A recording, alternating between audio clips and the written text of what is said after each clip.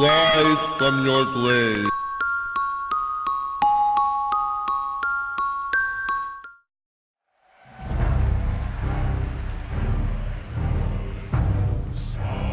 What's up, Bears? Ray here for Sleepy Bear Games, and yeah, thought it would be kindly appropriate to intro myself with an orchestra, considering that's what Sony did during E3 2016.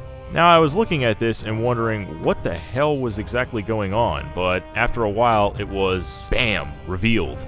God of War, Mr. Old Man Kratos himself, revealed right there on screen, and things just seemed totally different with this game.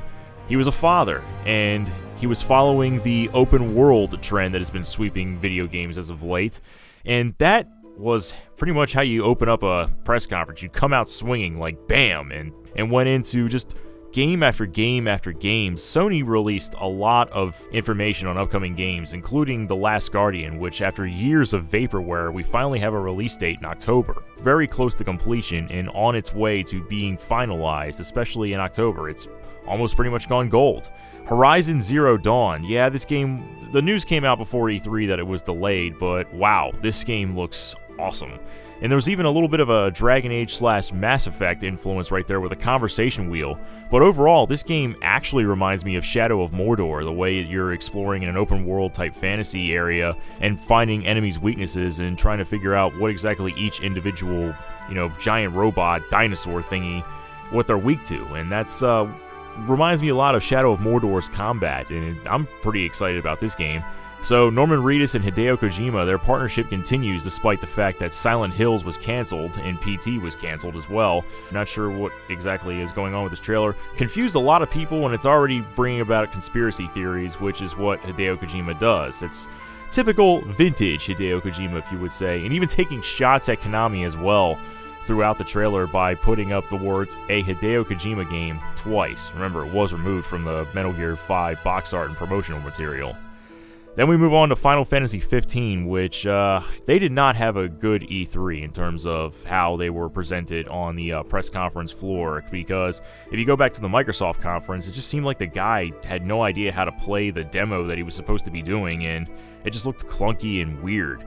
And even more so the same right here, as we only saw Final Fantasy 15 in trailer form, but then they show off the fact that it's going to support PlayStation VR, and to me, this just feels forced.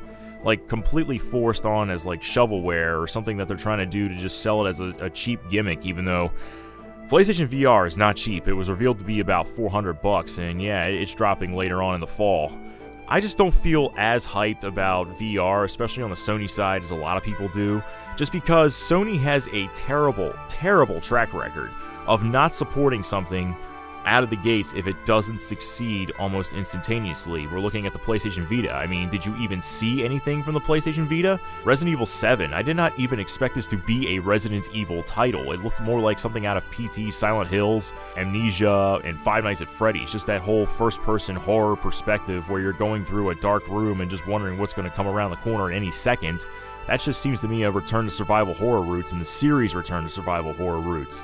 But to sum the press conference up as a whole, I thought it was pretty solid. More of an emphasis on games since PlayStation is leading the pack in terms of console sales, if you don't count PC.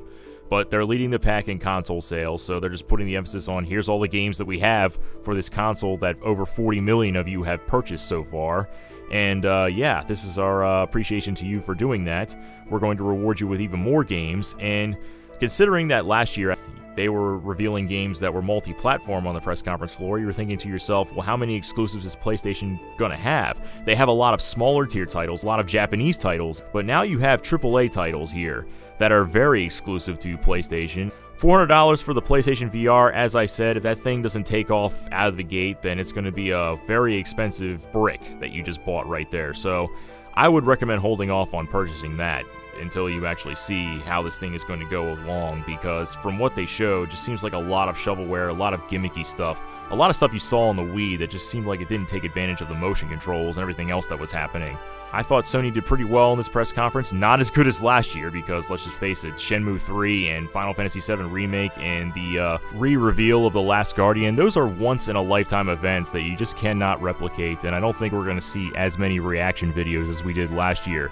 But overall, pretty solid event. Let's just hope these games live up to the hype.